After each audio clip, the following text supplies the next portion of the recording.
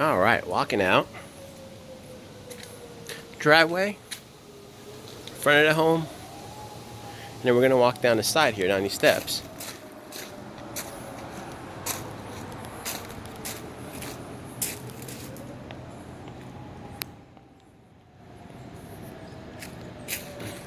Looking towards the front of the house. You could actually pull a trailer, an RV, and bring it down here. There's a lot of space.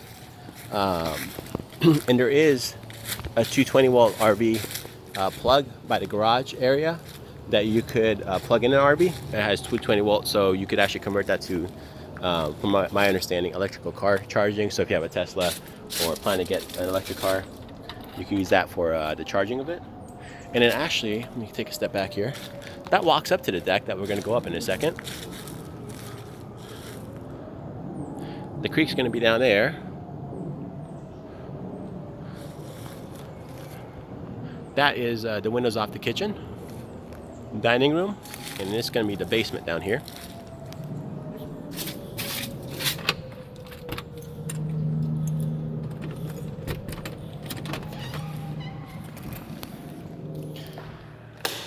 This is a big space. It's over 400 square feet of space. Nice door, double door entry. Shiplap walls, really bright and done well. This is considered as part of square footage of the home.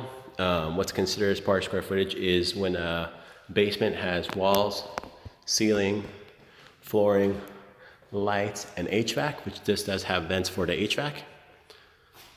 And there, they do consider as square footage of the home. So the 4,000-ish square feet that you see on the listing includes this. It's a beautiful space, big space.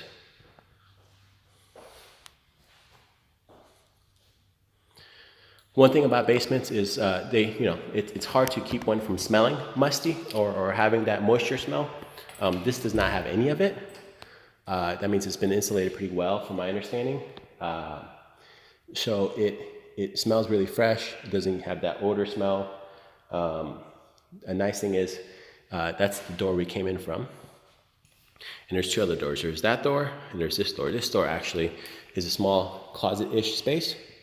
This is a tankless water heater, which is awesome. From what I see, the pipes are copper, so you don't have the PVC or you don't have the steel, which is good. They've been updated to copper. And the tankless water heaters are nice because you probably know that you just get instant heat through them.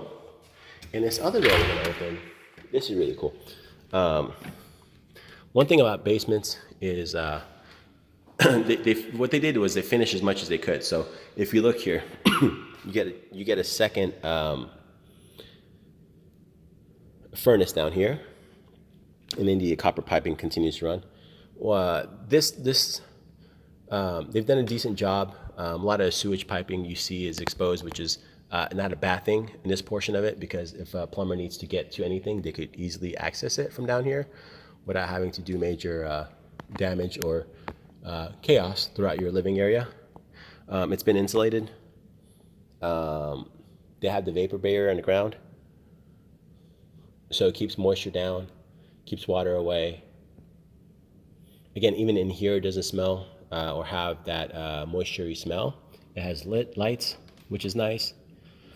Another thing about basements, whether it's this space that we're just looking at right now that's not finished, or the space that is finished, is I hate to say it, but as California has earthquakes, Tennessee has the possibility of tornadoes. So it's always better to be safe. Not saying that a house without a basement is not safe. You could always put a storm shelter in it if you like, but one that has a basement keeps the safety aspect of it.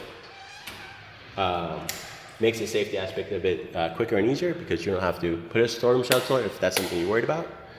Because the basement itself could act as a storm shelter, being below ground and below the house. And it's going to be one of the stronger built portions of the house because it's foundation type portion of it. It keeps it a lot safer when natural disaster does happen.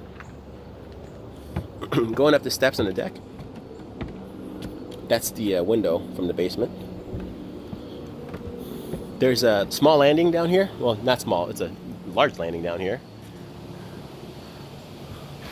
Kitchen windows, covered patio, and then we can go further up and you get an even larger landing. And the sun's starting to set, it's cloudy, but it's still just absolutely stunning and gorgeous. A lot of privacy. There are no homes on this side of your property that you could see or close. And I'll show you the other side here. Home from the back side.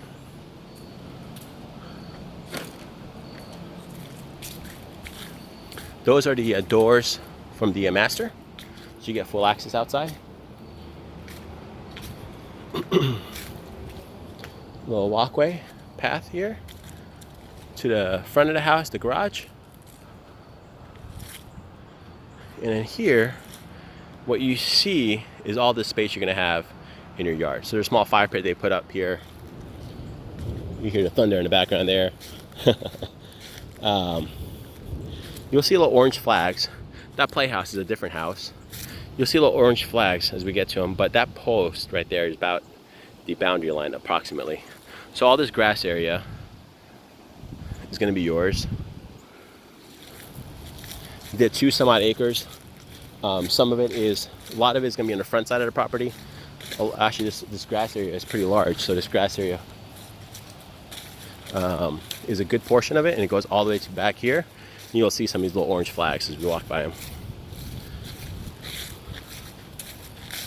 And then the rest of it is actually through the brush, so and into the creek. So the nice thing is you get the privacy of it. On the flip side, it could be cleared. So there's a lot of it that isn't really steep, like on this portion of it that could be cleared. It's just brush, and it'll really expand your grass area.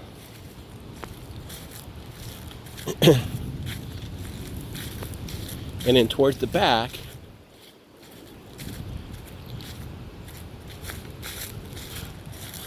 you'll see a flag there, and that's the back side of the property. Again, a lot of this is just small brush that could be easily cleared.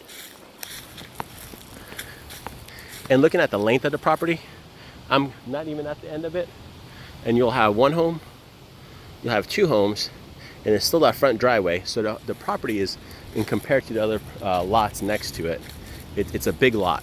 So you definitely have a lot of space.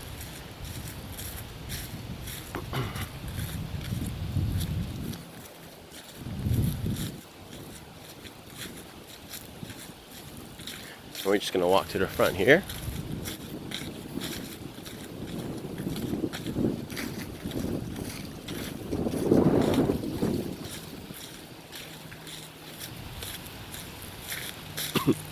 This is perfect timing because we're just beating out the rain right now. One thing's neat about Tennessee, and you notice that you could kind of hear the rain coming towards you as the thunder comes through, and it feels like that. You kind of feel the wind, you probably hear it, and then you can kind of almost know when the rain gets to you. And here we are.